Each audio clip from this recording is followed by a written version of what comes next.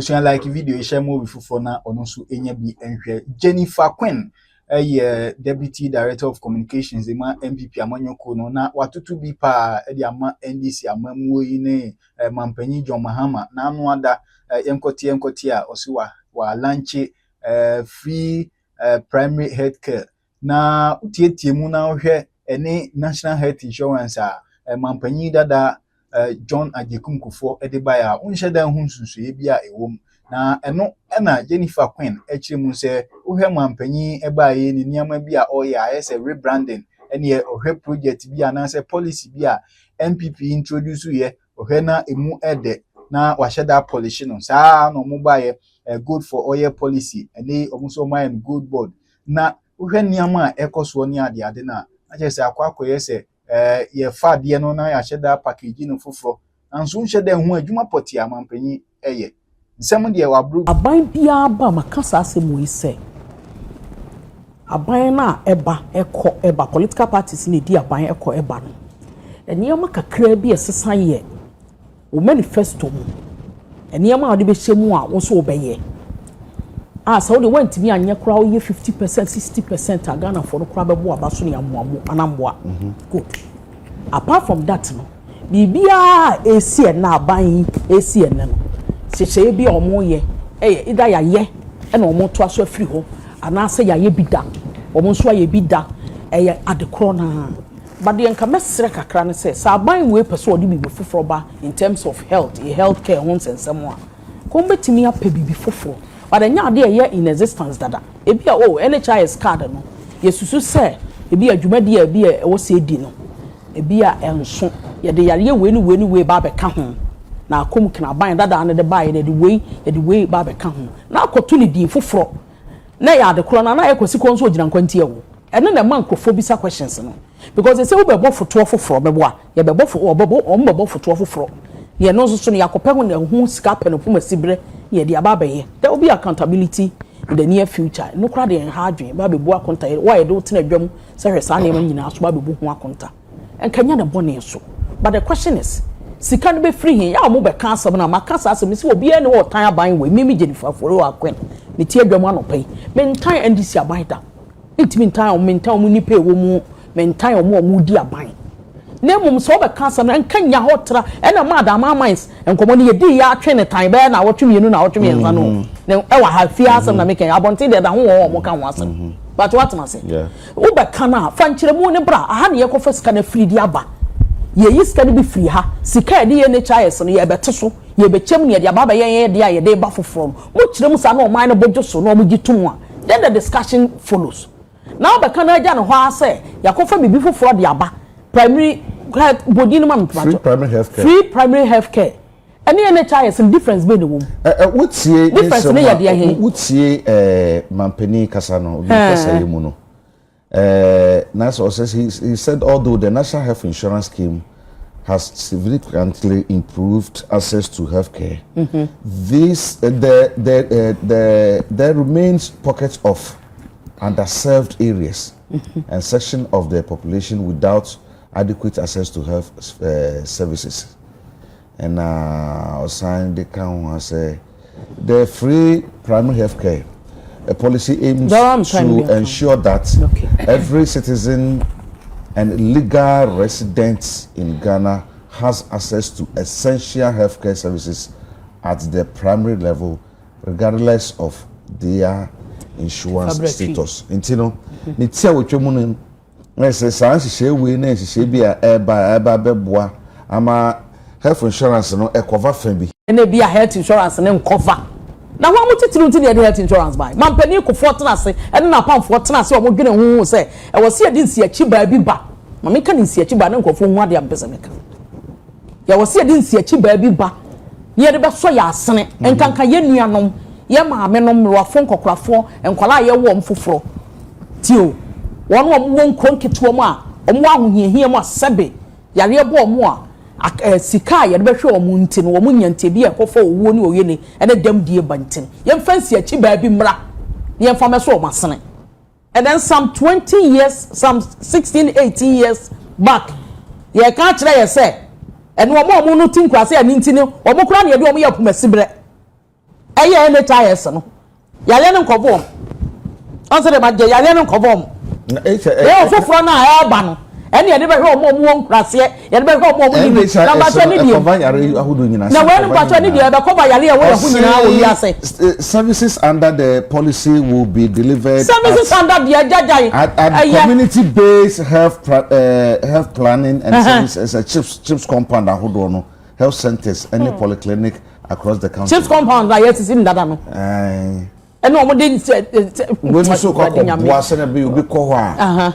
so wo sika na wana ka kire omo say chips compound NHIS enya dwuma ho wana ka kire omo say enya dwuma ho me ba ton ba ni die ene amu TV o be hye die mu kena de no mbe hye mu kena omo ya no mama kwa bedam no mama ni pe ka mo ho asem tu bon say wo be ko comment section no omo du atam enya sa mo nkrofo na na makwa bedam ho ne asu anya bia ye da aka enu awre ho so be TV so me hwe mu TV so no anwumre news ni late news me hwe mu TV so then I share ye ala wana ba ya jinso na Kuffour ado ye betuo be tia ba wumia pa dia so monyam mo ahunu say yes mampani ko gira ka pampam o bo ntoa no ka kire mo say me ba ya betua mo ka ama mo hoatom eno ho ara ho sam about time kwala o ma kira de a o say 14 months ye tuo mo ka 1 month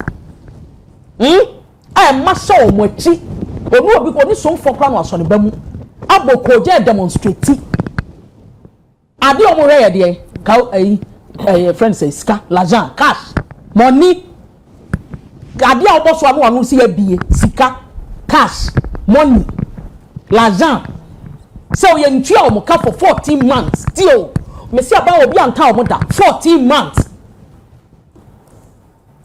ye tua mo so me pe aban ni sika ni ho de betua mo ka je se o mo do mo ma hye o ma chi me gu abonte me demonstration na mo tie ma ba papa na ba papa na ba na mo benefit what say AI so support so no edadifo no so tie atua what ho asem so mo so tie atua mo obi no ya adwuma asom wo a kira ade ba ko so Ashanti Media de na ba yisi na ne ba hye na chimire no mu kasa fidie so a ye ntua ne ka wo se me tablis kasa ko bofo to foforo something that is already in existence me je no ho na ntimi nkofa yare bi timi kobo foto foforo na de betinya yare nyina wana kan wana se wo mo free primary health care dey di foforo ne yato ti se ko be ka kire se NHIS no yesusu wo se bi yare be wo ha yare be ha no 120 bi netimi cover ya breso de pese ye de be 300 ye pese ye de 400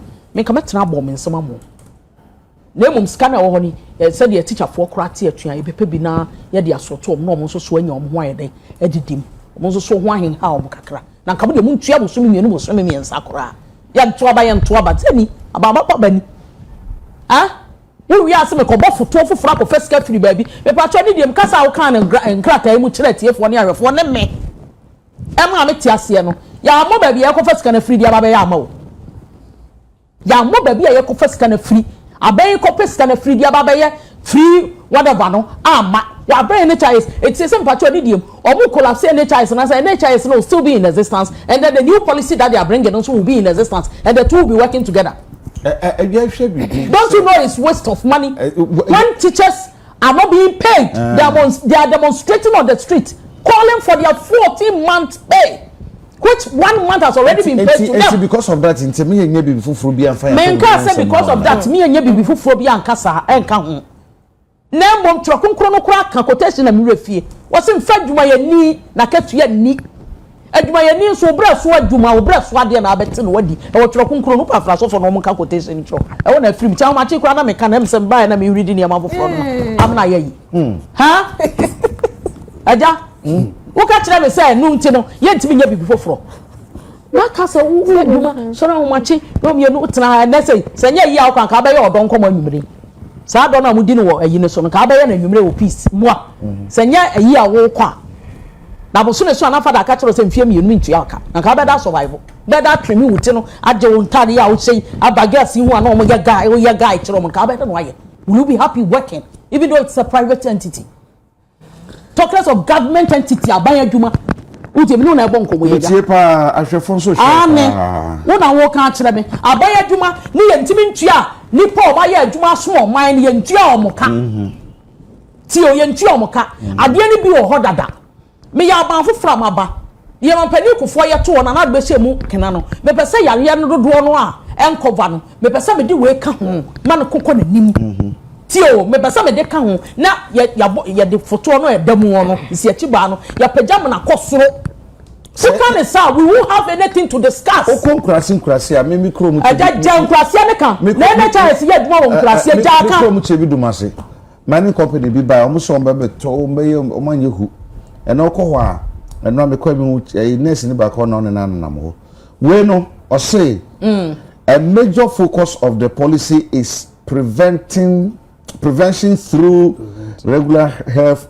screening to bring a brand no unsa dey awo you are angry nyame wo ba ma tie fo e so ma bring a brand no kwasi ni do so ne wo mo screening o nkrofo fie no enti me kwa twa ni diem ai wo boss say kwa me yeah sa health screening do say no o ma ye o mu kuo na ye ni ono ankasa ma me mfa ni kuo no ono ankasa kra health screening do ye ni pedu masam ne nsam keka mo ni mu ya ni ye mo table ha nye bi onya private person the company ya ban company wo mo tente ni muhama anase fo ba twetwe moja wo nko nkrase onko no wi amwase santimam ba bi no onko ye bi nti aba so ye private ye NGO sa wo mutimi fo mo si ho e ko nkrase e ko ye healthcare ma e ko ye health screening man krofo screening ye no once in a say a year continuous enti da bia na yakotwe nkrofo moja enye se ni nyina ni akọ ho mu ni padwam obi a yare ni so mo yire na de ade akosi no so yakotwe moja de hu abeto nkrofo so aja fa me no ke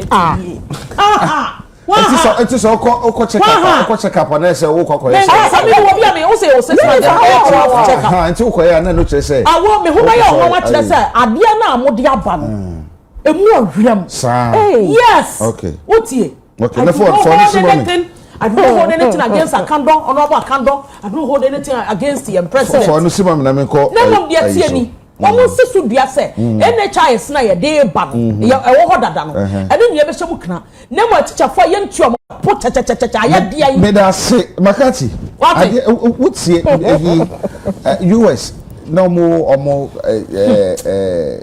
health insurance ye adwuma. Aka na mo ba chi ni pa akogum. Na mo de Obama care buy ebe support ye Donald Trump ba no wotwam ena ye kase kra foto ahodo de call health insurance wo no kra na no krampo no o so obetete so ne nyema etete sa sene Jenifer kenege sankan fa so bi ani sankan sa free primary health care ye eba wo a utie akiri so hu ni sai semadu eja kwa mama men na wasna menchia na menchia tifo ni ahwefo na menchia minyan mo Meya ye twa mo hia. You watch yellow and red. I be throw moving.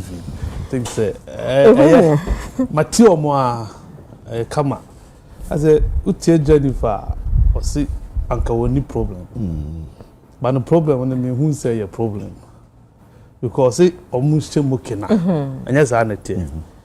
So to no bonanka or follow conversation no or share nya president ni kan ya anka obehu say and replace NHIS. Why is it? Mama ya tia say first my engine to say campaign promise. Mama promise Ghana for so oba odi free primary health care beba. And Ghana for je tu no makoto ama na 56 or 57%. Say we one farmer and continue Jenifer Bellis say a unfulfilled campaign promise. And the campaign promise. Na but mama. Oh, that be such else. Ena odi aba. Ena wabe waye. A good so be bisa questions. But who bisa questions they see a tia de na say. O mama ya tia say primary health care we no mudi aba no. And a free primary health care we no. It's going to take care of that 34% to be more outside that NHIS school for no. Enunti a entry point. Entry no cheap compounds, health centers, polyclinics. A hona free primary health care we kwa kwe juma. Entinu usori a obi a o card ewu a wohu. O health insurance o card wa untimi kwa hospital. Just anete.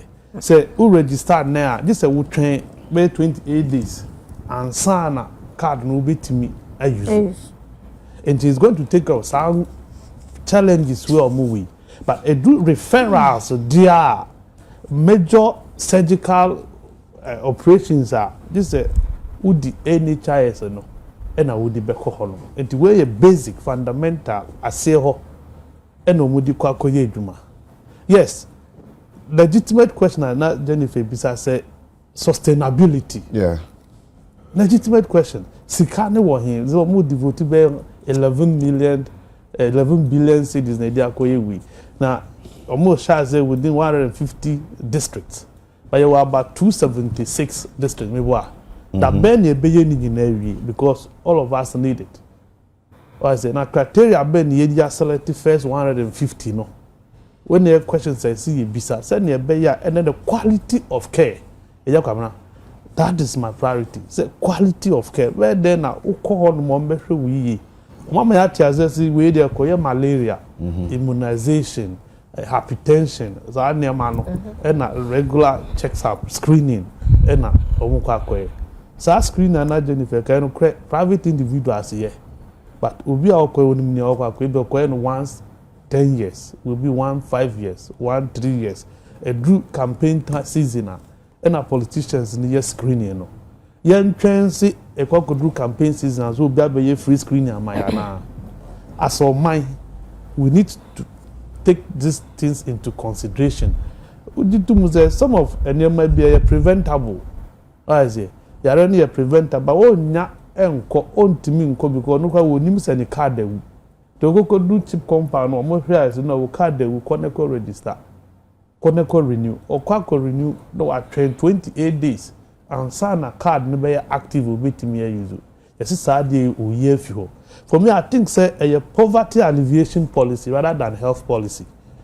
I say, my opinion no where poverty alleviation policy rather than say a health policy. So the beboa na wash friend the health insurance in the mokena because our complaints buy and it is good say no or clarifies no we may health insurance in few. Now is just to augment it. A pressure not for health insurance and so.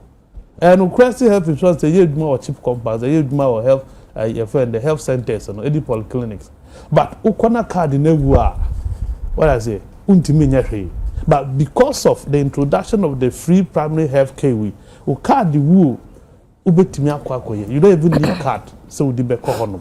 And for me, yes, as a member, new member partner, you're interested a bekoya my. Ye may na. Amayan which is a policy no ebejiegu. I say na sika ye die shemu no akoye kwa. Because a man for sacrifice on salaries. The president they need the best 6 months so the any car ministers need be 1 month 2 months. Now we are donate. Private individuals are donating. What I say into we nya need the interest kwan men so na be fa sustain funding no ebe secure. Sustained. They are sustaining need media queen never make just a benya trained health practitioners or mind this cheap compounds and what because presently there was situation at hand. So you small amount for na year amount for post no more refuse posting. We see me in quick grassy, we see me in yesi, we see me in yesi. How do we take care of it? Said the beya cheap compound will make grass no. Udi nurse ni kobe ko tan with the midwife go back or turn what me man for no be and one turn. So for me, I think say it's a step in the right direction. But yeah, this is just the beginning. Challenges banhua yebeka. But so yes, policy I say now you better buying content then say and yet the office say we are jumping the gun. I say yam to your book. Now you train your moka. Now you ask legitimate question. You hold you accountable to the policies of Mudiaba. So you be to the benefit of the Ghanaian people. Okay. If we say, "Sane etie." Okay. Me that say. Let me say. To me, I can want some kakra. Jenifer. People we at the buy. Edra. It was all over. Daily Guide said OSP has no power to prosecute high courts.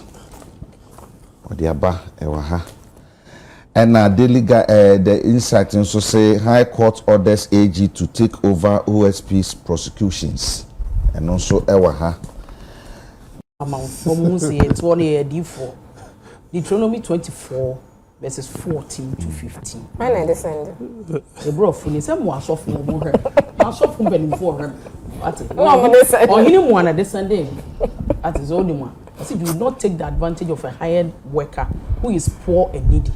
Whether that worker is a fellow or a foreigner residing in one of your towns. 15, pay them their wages each day before sunset because they are poor and counting on it. Otherwise, they may cry to the Lord against you and you will be guilty of sins. Okay. Amen.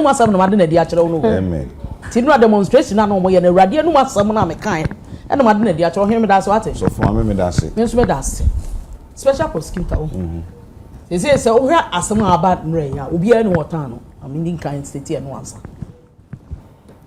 obedi post ya nkasa ya breso matena ba bia me tin so me dance san abisa semfo ba ko mi mi ansa se wo mo de no koma na adoti de koma amampani se sa office no yate ne mo no mra meda ya no aftermath amidu no adanse ebe mo di fa no mo hu ne sei wo mo ni ne sei enta papa no because mo nwa me wan mo ye adwuma ho se no mo hu papa no wo mo ni ne su ne ban ne ne ma wo ye ne sei ko wi aba press conference e wi oba press mo ankwa no mama ye na de oba ankwa no makro wawu ankwa no ma me de me kraba afore me ne ametimi bia me mre so na mi ko ne mre na so awie they say that one ye dia bofunda kanum say kei na say one year juba bio na say and then abia ye say so obetimi a prosecutor na so obetimi aye bibi just say state attorney atwem once profuna ka anya zanete profuna o kenka ni say sia no ebi oba koji permission oba koji permission wo and it say mpacho o say ebi oba koji permission say he's working under the state attorney ana attorney general o ni hwehwe mu wi a na mpacho nti say no o say office in mu ya o ye adwuma under state attorney or yeah, you under Attorney General's office. And subordinate under the state attorney. A by investigation. Or yeah, you we are not the Attorney General. So what is the existence of that office doing? Then it becomes a total waste of money. Because you want to state attorney never you know. Matana is I said oh my catch was made this of one Sunday. My cat has some one men. Who can into me? Because I some with office. Ebo could do baby. Sabia ni GM penning for an intrini are for more ready. The bay useless. They say, I say, Nansa, we are just say, Attorney General answer. Yet, ha, now we are no about where fear, we are off away. If we look at us, say, me, sorry, then come in office. But this question where your breast from my son and essay. One more than come out and penny so on for office in the man. Almost the one dance say, how well, no minimono, no minimum say, how well, no minimono.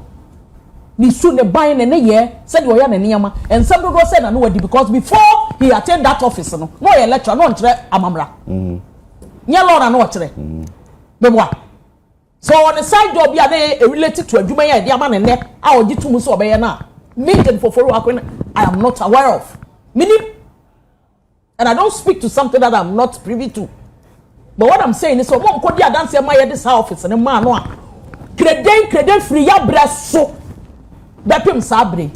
Nato anuma ya bone tie we de nakoto. Na I so do be 2 months. Me kire say okay mpacho, nye so do be 2 months. Cases ahe na wadi bem. Cases ahe apart from enya me office adwuma we enya me madwuma. Adwuma we say enya me office no cases na ahe. God na sare bedi akoko tena sko kan asemu. What wa na e be che. Ye invite ne. Ene de invite wa. Ne go ground ne ya chew. Ne do akoto. Me see he hu se betia me to me sasa se dem see Kuffour bi target no na so ubra yeso obo me ho bent me nya de o me tobu da so I den no ma target wuti and some ya kagu aban we so e ya banda da no so me bi atwam e bi be ne amfra na nado and so now kasa ye see e chewa to me yan kasa na wo ya aban na person odi o man no govern o man ni ya you need to take up criticisms. Na se nipa the first time se bond bibi am na sign asemo nkoka bibi da bi wo ya kunkuro kokodam na hotwe me no ba na ya jaw akodam ye se wani monyam ya ti office ama me no mi enu ye ti kuro mu ye nya benefit of the office sika e dia siesie office no bosunya katua ye tua enkofo e de o makogu office wa ye tua o maka krachefo o maka law school o munim de a ye tua o maka e dia pa na ya breso apart from so de na see ye so a wo ye no wan otimi acho no dia na sinsia na dia be ba dia na sinsia because a whole of a special prosecutor press conference no aka say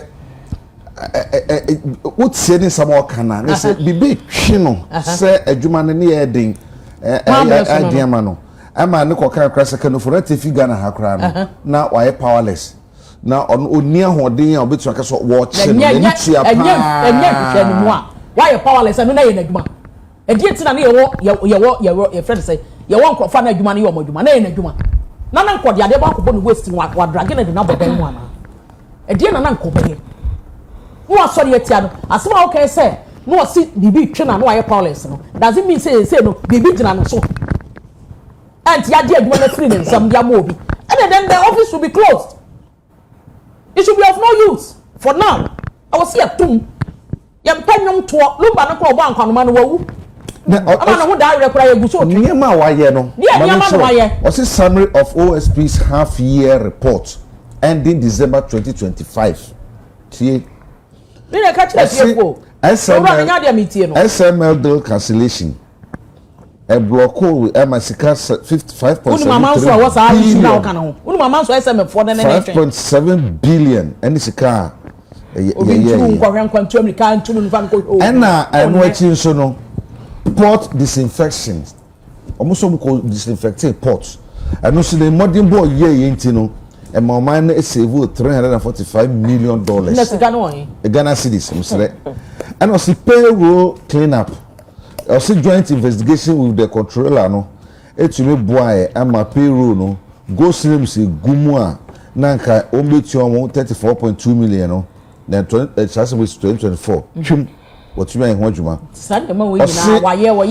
enforcement remained aggressive also 33 persons before the court high profile prosecution including former finance minister Kuffour and Kuffour currently facing extradition from the US on 78 charges on the book Kuffour or say in some kuma and then 78 charges they are it is stated in the Senate and so no fund the MI and nkane National Petroleum Authority CEO one Mustafa Hamid one also sikabi omusiso akodini ho and then wachi ejapade o mo sizi wo sizi nyama bebre sika no omubo bi so a OSP no hwe o de mama church obi na ye hu se wa ye adwuma no problem the office seized significant assets including real estate luxury cars fuel tanker trucks Mustafa Hamid de no and in America ka hu bebre cheso ye bobo so a edo so papa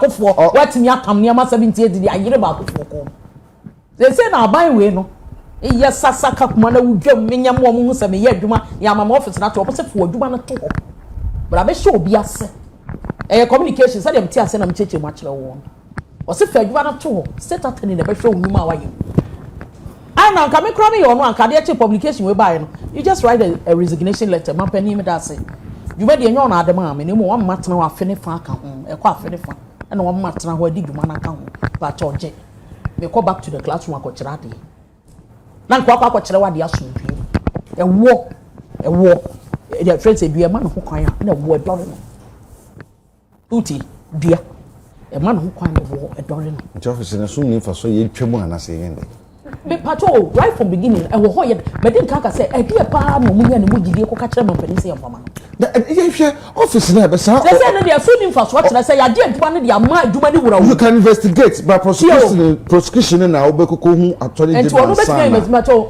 CID criminal investigating department for aduma ye dia almost so investigate and na OSP to investigate nsem bi o ha state attorney and the high court na share high court na share and what they call in Supreme Court also the or they call her that's what the man penny edi kosi ani ho what the man penny will be Wọ́n wo yẹ adwuma ma no no. Wọ́n so office na ye do bibia. Bia ba ne sen wa na pro na ate akofom. Enso ne nya bia ate adi ni so. Me adeda ka mu, wo mu hia ka office tables ne ne ma asen. Aban na sa kariska ye nya bi ntua teacher fo a ma so wo machika. Ye dia ko tua office ne ka. Na nti kam yo no anko yo so yo man bapa. Ti bi sa charges nko 78 million yire brane. So wo nko charge no no. Na se wa hwehwe mu o already him can for that answer mu and we hear we and yes we nyina say na we any state attorney na boa okocho obi ase say ka me yo no a say dem me da bi o hye to about time I can just write my resignation letter, hand it over to the president and tell the president, say, thank you very much, even though you did not appoint me, but you gave me 1.5 years, almost 1.5 years to serve under your government. But at this time around, I think I have overstayed my welcome. Intimidation. Then you go quietly back to classroom. Your dignity, your reputation, your integrity will be intact for you as a lecturer of law. Okay. Now I go Supreme Court. What a bit say. What will be papa in school? Or papa to prosecute. It was say I found say court national and someone who brought their court so so only power to prosecute. And into go Supreme Court. One court about to penny phone. Or what to tell you man penny mama, but Jubilee House. OSP so what would work Supreme Court. I don't know telling the na say court in Genesis or there. But just say court in Genesis or there. Or yeah, mama. Yeah, Ghana. I know or under wine city. Or yeah, mama Ghana. Under who? Man penny so yeah, mama my Ghana. Or free in a bad time. Yes. Or a bad time or tree in a number, including OSP. Now what's what is what the man penny cocoa? What you from man penny cocoa? Until what the court ruling no cocoa. I ruling now was one so one to me prosecution no cocoa. When ya be from I didn't want to say cocoa. Makati. Well, back up me abasa kan one say kan asem ofia. Asem yi. Oh. Young one. Esan say but the person be share office of the special prosecutor and be dey buy and someone who be woman obi to say the first special prosecutor friend say Matinamidu Olamenti sa kasaya na so ni akonyo o de call Jenifer and I we so buy the same kaki the coat one so every sa ma na press conference because that na be fi adana na me ba kra and now you na meeting say oto akwanoma no what you said na bibi hanu do you think say mpanyifo a eti say ne betumi atena sia de o manunyam ato chacha say bibi say ekoso obra bibi ankoso ne hwe the way a office ne achiti nafa sika de ma omo as budget the modwuma mo ye no so no say the sitie ene ruling say the si buy ye ne ehonsem no mama 10 minutes yes sir me there medim say sa office we eba ye Matinamidu di obeye no betumi ena odwane ja adwuma no ena edi we aba obi e complain is fighting corruption heading fighting corruption ankasa no one I think say one of the former president can say oh corruption will fight you people who are actually involved in doing corruption, you know, any corruption related activities, you know, and a kutia system, you know. And until na Matinamidu all complaining, and complain largely. Now, former finance minister Kuffour now also person who know benefit now company who send be and na ankanoma dey buy. On the no so on the no say. That be what no boss. That be some kai. Oba no say court ni frustrating no. I say o can say we no na then chief justice Gertrude Abatoko no is aba eni no koye meeting e share no bosu o mehwe na o ma resolve sansem no from that time one complain bi o di court bi na e ko no senior openo but for me maka and I'm on record to have said that emphasis pan the office here for be am Ghana for OSP and to me I apologize for that gap for omo back omo fan back obi no security no why is he involved in corruption and why ama one hwe amfa ho you see challenges wo no office no kwa mo fa so yo madwuma na so but wo de toto ne asi hu na dia enra na me wo issue kakra me mfa ebia 1 or 2 shortcomings of OSP office no eni o madwuma mo ye no en support ne a high court here enra no I cannot support the decision of the Attorney General. Or I say a matter of institutional independence and the constitutional mandate. And I'll be doing. No, my year run is merely reducing the OSP to a director of public prosecution. No, my year.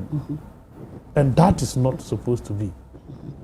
Attorney General will win the Dr. Akrotinga Ayeni. March 2017-2018, Okoye presentation was stated on the position clearly. So he's against the creation of the office of the special prosecutor. He's on record. No video, no. The same Attorney General way Oko court, Eko challenge Martina middle age. Because citing issues be brave. None of lawyers. Tony Lita. Marietta Brew. Marietta upon appear. Now we presidential advisor on law matters. One and the lawyers for the plaintiff. Justice or Mutna Seven. There was Justice Ahmed. There 7, 5. 2 cases in the a support 2. 2 case 2.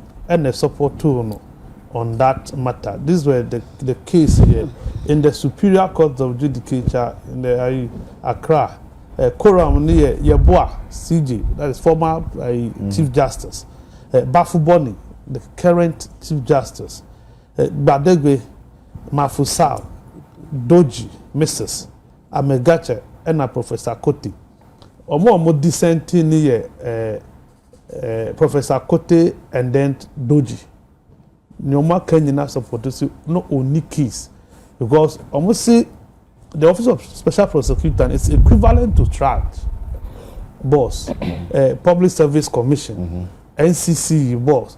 Only your friend then is almost at level of Article 74. You want me to Article 190, 195, any 199 for. Do you get it? Court na kasa same way atre ayeni long before ene.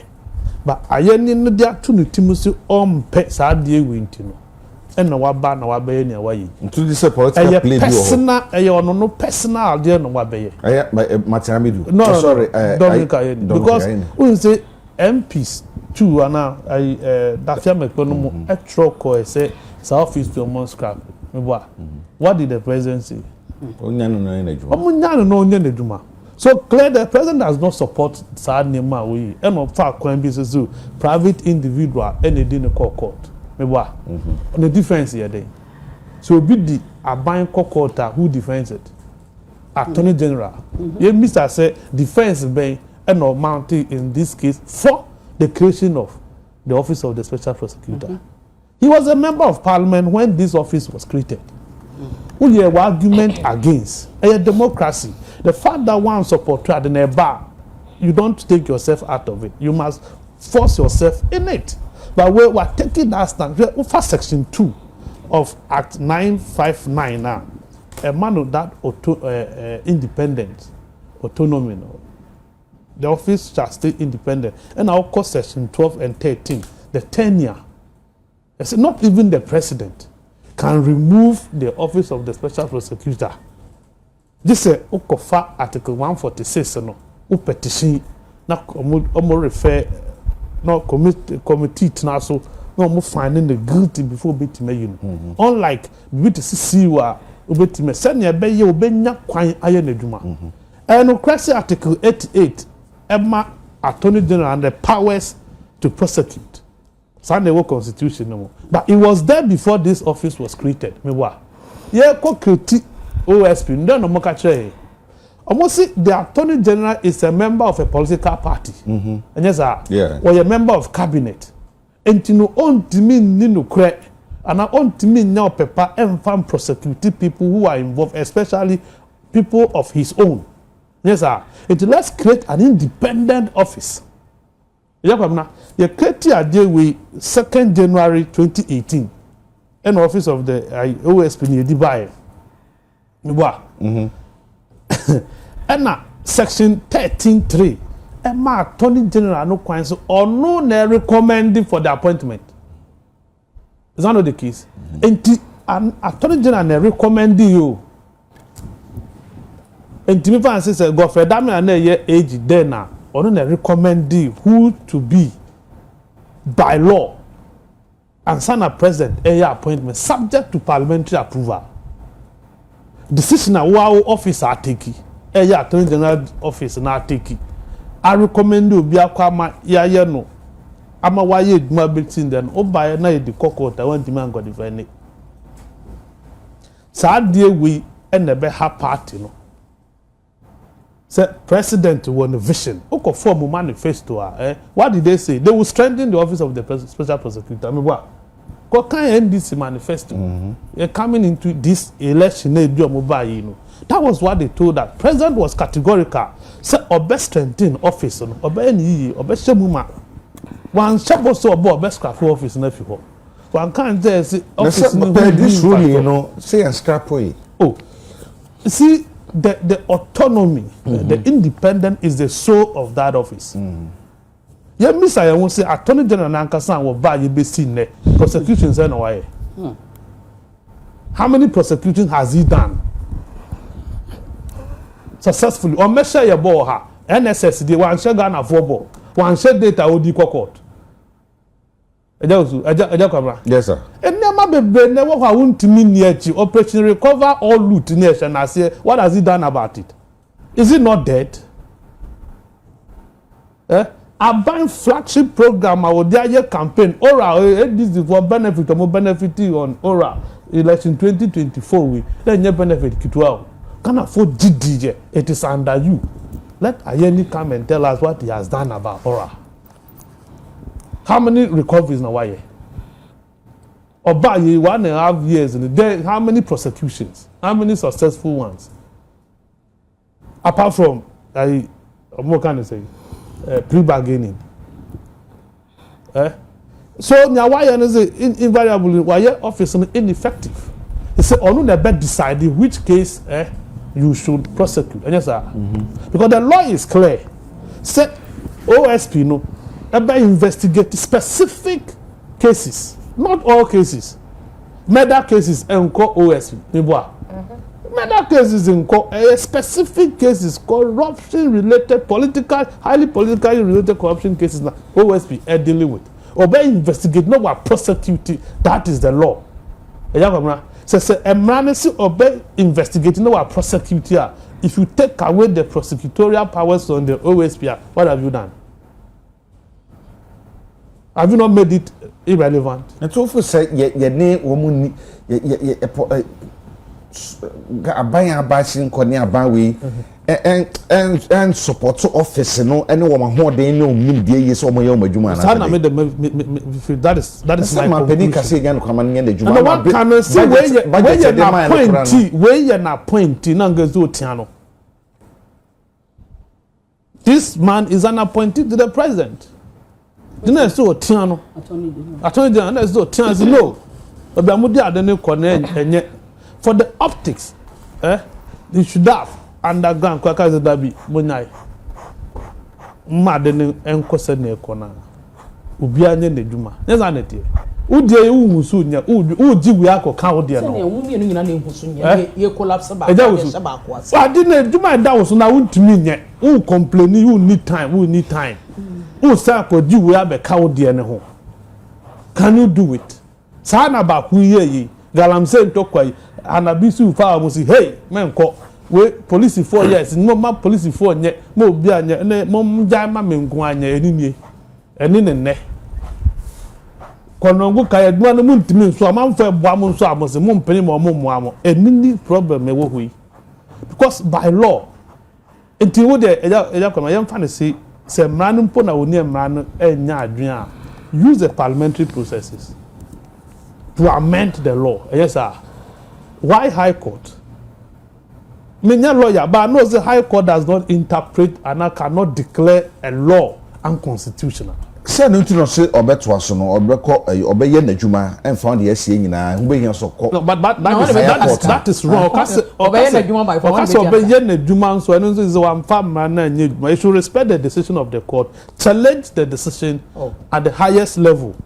I say you can stay this ruling. No one could challenge it. Who challenge the decision there? Fine, you can continue to work as OSP until the final determination be free the upper court na bano. Because they say court are decided. Say umpo, court and say. What I say, but once the court na case say any day, OSP said have been take your time, use the legal process to get this decision reversed. If it's a Supreme Court or many, okay, so our decision with the High Court nearby. No. I work a you know, hey, you have a master me know, and I will need Jenifer. Now Jenifer docket abeto anymore. How fair will you be? How wicked can you be? Say Oberfres was the mum for Jenifer uncle. Obetro. What you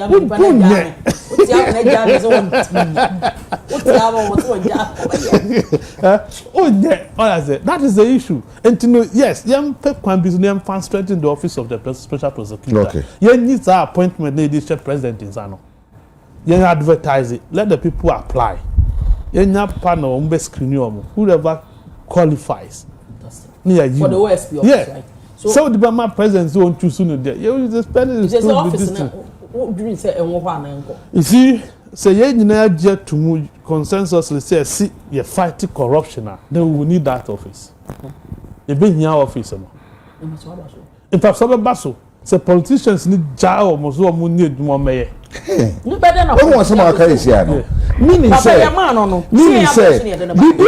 Bibi was some fundamental Bibi, and nobody will want my time to swing in the Juma. It's where the guy is on his grounds. I'm the one and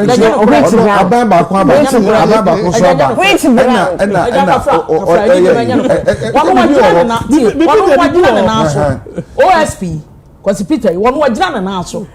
So, back on now say Bia, not on his will be frustrating. When a general he was against the government, I didn't buy it. He was against BBO was against us. We didn't have a problem with it because on fight corruption. Nobody was holding him. And to me, you see a fight to corruption. Me, I would never sit here and condone corruption. But now I can say about to say Obi, I a BBA. No, Name say OSP office and about my neck.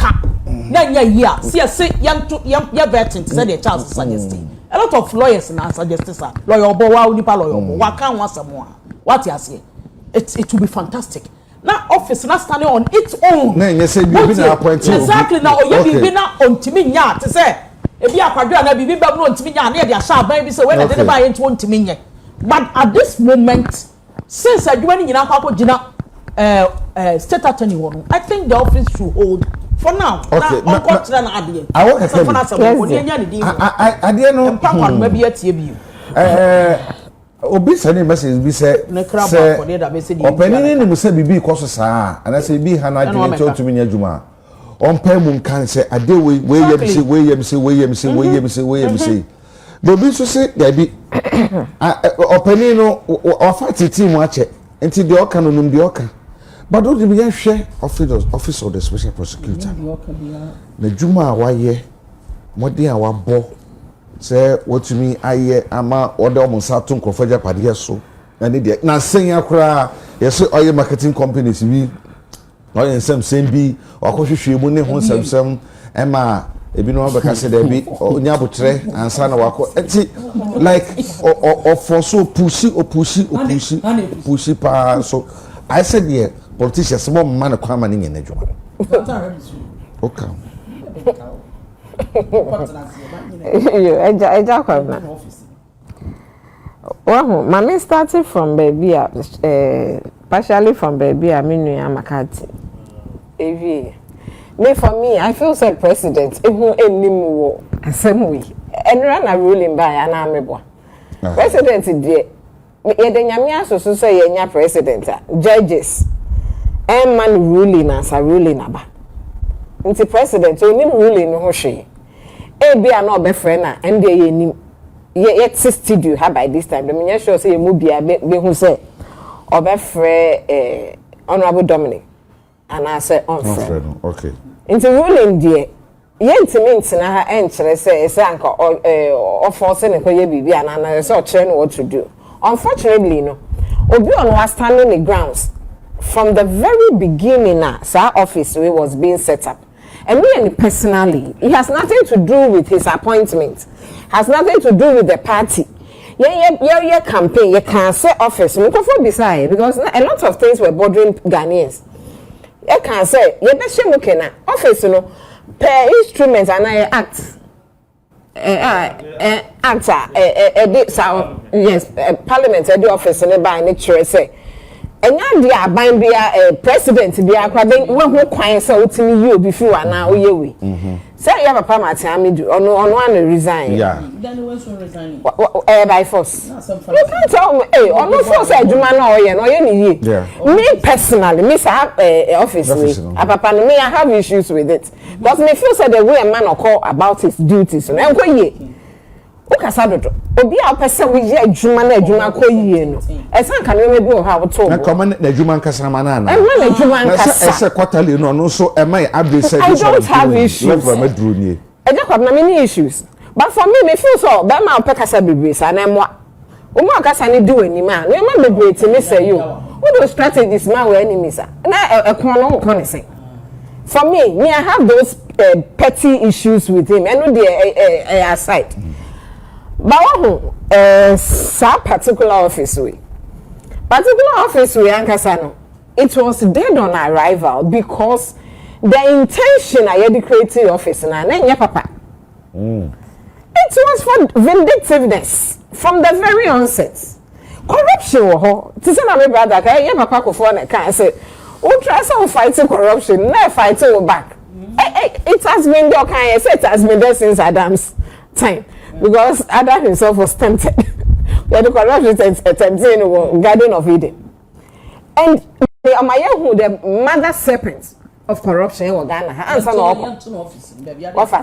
Madam Tina baby. Omayehu mother serpent of corruption in Ghana Hanson and the office in Croyede.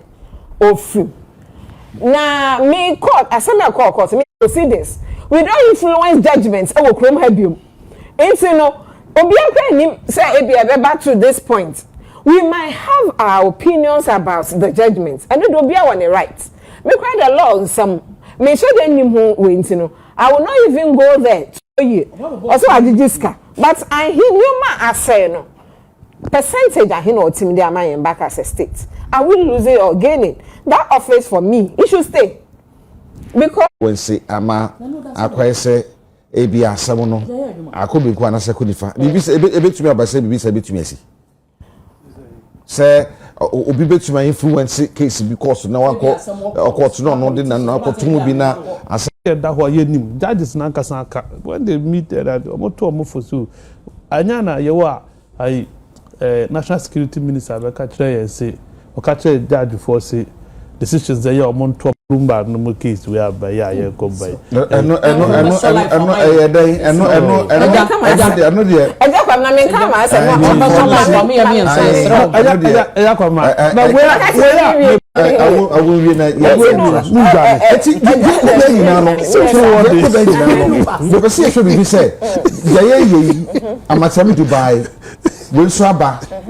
also in adwuma ye tete no na say o kan sem bi na say ya o kan sem bi pasa o kan bibi o kan say what say ro se kan no na ye say ye tremu dia ba ya kan kasem na say e bia mu hu nei no me ne be bia na se ma ba o nche na se ha tino e bia no mo hu o sa bo no de do mo no but o tie ni se mo kan na say Odo akasa hu say bibi ekoso doesn't mean say your state institution say so to be bua dey corruption it can say afi bia sika kodi ankorankoro na yasam ketewa enkofo wi sika wi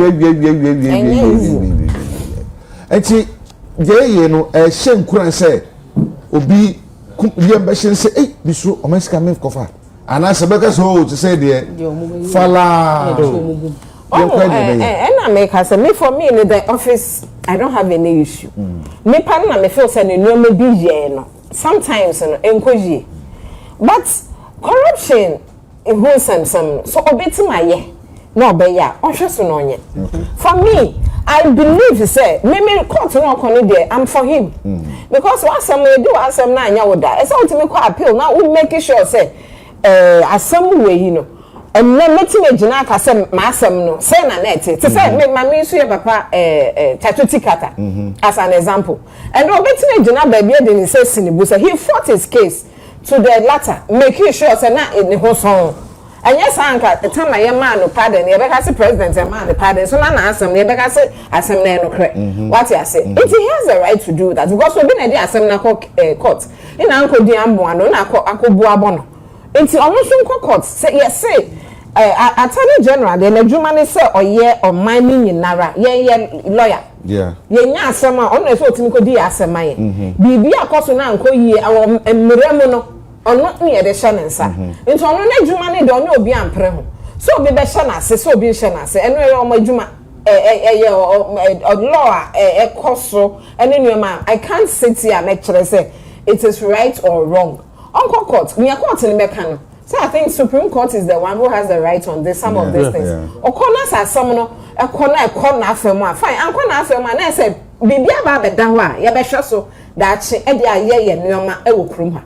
But no many be once yeah as public officers yeah the adwuma hye nsa na yeah e say yes you hwe ni yi say yeah ma enko broso na yeah na enko tia obi fa hodie so because wherever your freedom ends no obi so dey so start if you ho e ho na sometimes I see adwen ho sometimes e man no many bia yetimi yeah ma no broso na afi wan kasa kra ho kyerɛw say na oze kise jabe no de ono anu ho ahye asi wapa homa na wa twa no ho na afi akyekyere no no kwa honko no oba emma ntonto no bo whatever he has to do legally no anhweso no nye na Ghana for so te say na wuke yensa na edi bobbo no memu no adoso I think that's not the only say yoko so a criminal aside that ono so nya cases High Court and swag. Honorable Kuffour ma fie me ba wiase me hu se car ye de rapper bom de siba funda ya boy wura bubu de bedroom na ni so o ma bi atimo some of the things no Jenifer wo akwa ban mu da and you know say enya bibia na etimi tina ba bia yeti etimi canvas there are a lot of things we know we are not able to talk about exactly it is some of the things I am too as politicians especially as communicators and then Jenifer ye de in a chinko for yeti kroma na Manase Azuri of all people Jenifer kroma Manase NDC ni Obianka se Manase NDC e de na wanka e de na oka e de na wan fan ye NDC Nanado e friend me back to the chimpanzee to Nanado na e de president e de na wan fan ye president but me not yet na to my BD so Bondo man mama president so I will never do that. What do you mean? But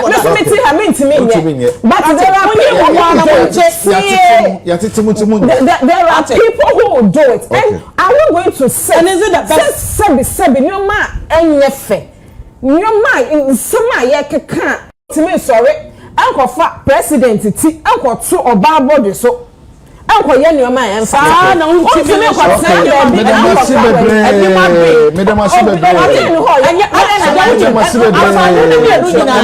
anya papa ejare yes be kan ko as politicians me ba ya tetin ko for me enti ya tetin ko for handa bi da ya ma na ko so exactly dia me be ka di Obianka everything ya ko bi anya a lot of people are being rewarded that obodi ato why are dey ti reward na me you think is the best what me no start it sense no so obi so kura takwa to kwan obi edem obi so da hu takwa to kwan sense no so cassette up yeah manyo se me what goes around comes around this time no nyina be asam na wie no so wapon ye 2 minutes 3 minutes say say da ho kire ba ni ntino petrol diesel okota what is 2 cedis say na be ho ba hin high petrol 36 pesos say ho ba hin high for 1 month that later on no ya hwe say niam akoyi a na fe aba from more say den ya na fe decision bi obetake to me etake ohu ni say ya fa 3 minutes near Francois. Yeah, I think say a welcoming decision. I see you made that buying any president as he said Omati Ghana Fosu Fre. Now what is to be? Say so say doors or no. I think say or Chelsea or dream no mind home. Uncle yet to say nanu bia. Okay, the best Russia Ukraine. The ucha so by pa na mo etwe. Oh, Jenifer. Asa no kra no. Asa uncle said nanu bia. We say ebisi nia koso between US, Israel and Iran. Ya hunu nketwa. Russia Ukraine. Eno kwa de that's so enti we our 2 wars.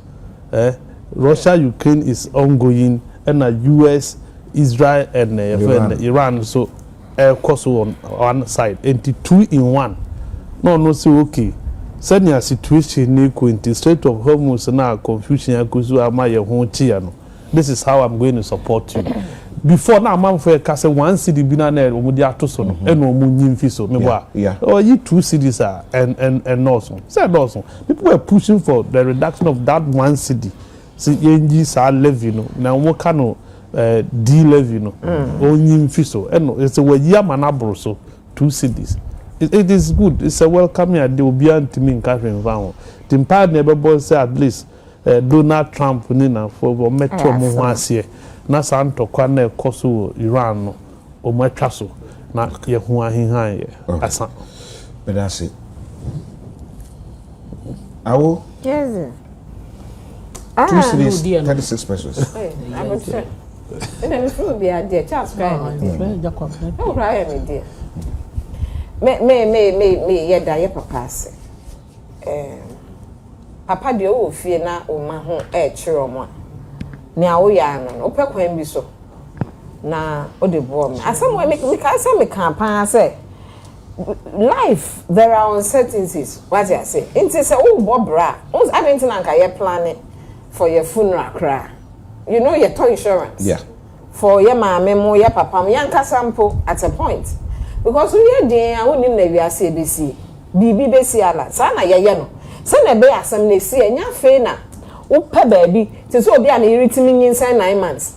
No wo hwi afa na opesika won crofo akoyi na yere. Nti o yere 9 months no ama okoko. You see, that is how life is planned. Because we are the new medicine. You ready to ba obi timi koda obesore na afa terminal illness bia online ho da na esa ko pesika your papa na ye beda na ase but me winning problem am me wo Debbie I have issues with our transport owners say wo moto me ntofo anya say ye che me fo me nika enti me ntofo enti no nyoma fo ya ye tin so bebre no me am benefit me sa what you say but me nya Jenifer kitaka so mo kan wan ke bi kran na aban ase omo ko bufu wo na e wo fom e ko so no mo start the day first but this is aban ya no ma ko so external forces enye efie de external forces say na menu Charles kai too Ukraine Russia na be to you so no omo de muti ya o ya kai be ka che say Ukraine Russia ntino no ma bi o ha ye ntimi nya wo krom ha ya anya nso ye wa ha say sia Iran de and Israel de abeka ho so and ye bok ye so Ghana for mfe say na be ya sabi wo so salary kakra no o di faka otimi ko eba bi otimi tofo anything na me say no issue with this our transport owners na etini mo den me who say Ghana for di years ankrofo na ye o mo ya pa e kire say mo sika de enso mo wo pese mo make sure say say the fakra is straight e be there straight na cha say baby a wo kono no matter where wo be si no obedu say odu honso a obesan ato aso eno so obedu different fare edin nkra na ye agi sa sika we edin ya na opese wo nyonko ye no be wie sika kakra no ye di ama ne salary no na de ni nyina ye transport na say ne salary ndo so just because obi wo ka ne team odin so opese no ho beto no it mean I wish say sa transportation we ye di ama private sector ye be san tsenase ni aka ho asema national issue ni ahwekwan ye beboa at least the less privilege no say nyoma kofoma ono so benya mpafa so because transportation cost rope affect me bia wadu ani diem unsuo mu wo kwa wo baby bia waterfall me ka say aban say omonto omo bu sa sachet waterfall it's about matum yeah pa me to nsuo na dan na o ka say me say say o ka say aban say yen so na me say o say ye de bread no ya tutu this is Ghana for ye su ni ye ban ye so ye na ye be su first ye na be free politician no corrupt ye na say politician eni su ban so nya na ye ti ha ekunye ho enti yesere Ghana for aban no odwen ye ho oye papa so tie yen oye o abadaye sabio woni say na appointees kra ye ni for ye ma appointees for you we appointee for loto so tete no na nka appointees nya for free sa no we nyina just to cushion say Ghana for so ye ho beto yen so ye be fele ye ko pump ni ye to a na wa hu say sa na Ghana ni so kwa ono so ko to se na tefa anu mpo ni ya te so se na ye nyina ye ho beto ya me sure ye papa o man ahode no man o mo mbeboa no mo na adwuma no ye Ghana for ye nyina ye ho atoy Queen say for the kuma tom dem say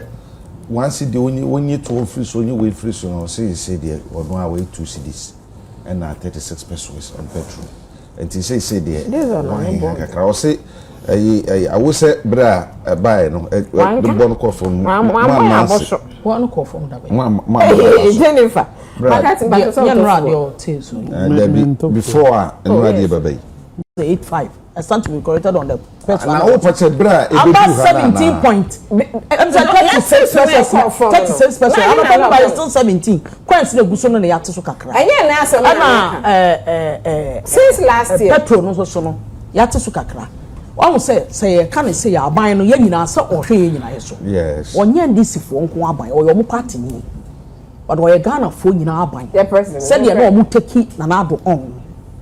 Mampani John Romani mama o ye Ghana nyina aban sade aban ye kan ye be sre frɛ bibi say the impo ye asensa mode o say that's ye mu that's bi mra bi ana anya sa good it ye kan sa ne ye sre se ye ntisu bi nka ho a na nka kan sa na ko fafa ba bi say Iran ntokwa no ne ade na first utikwa ya ye be ka say Russia ye be ka say na Russia na ni akire me pa to friend say Russia no na wo mikrom ha Fini duase anase kotwi anane wan hema akokobe ena Iran wo baabi mampani anka nkyere say Russia 7,000 kilometers away Iran say wa chen ho ene ne be 500 million kilometers away mboa ye kan some na say time please no pardon me kan anu kran pardon it na sanka wo ye ya ade Ultimately,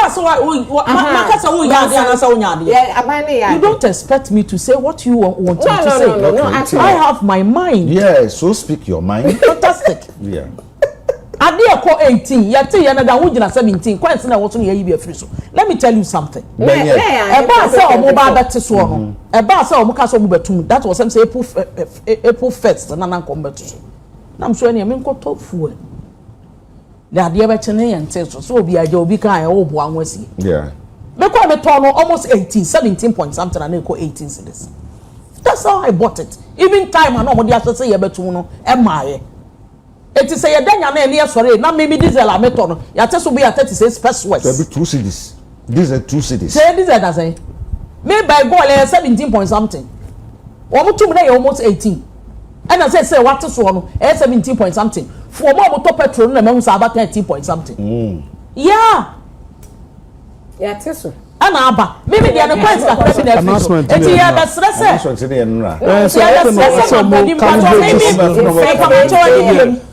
On some company ka so ate so no. O ka so ate so no. Ye twen say announcement we ba ansa na friends are reflect me boa. But one ka say mo betum no.